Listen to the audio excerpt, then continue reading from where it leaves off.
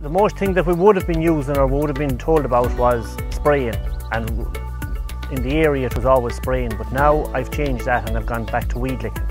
You're only targeting the species that you want to get rid of. You're not targeting the grasses. You're not putting pesticide down onto the soil, which is breaking down the structure of the soil.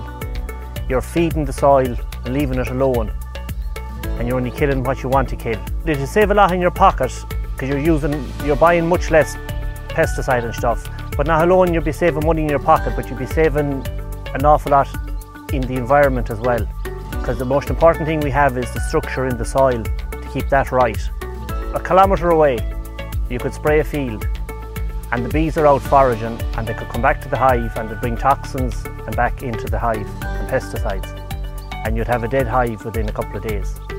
It's drastic what pesticides are doing to bees. It's killing colonies of bees all the time.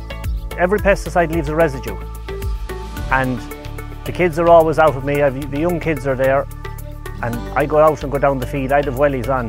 The kids might come out with boots and they might be down the field rolling around and what to do, falling in the grass. The next thing they have pesticides on their hands, residues of pesticides, and they're always going to be putting that in their mouths and on their faces and everywhere.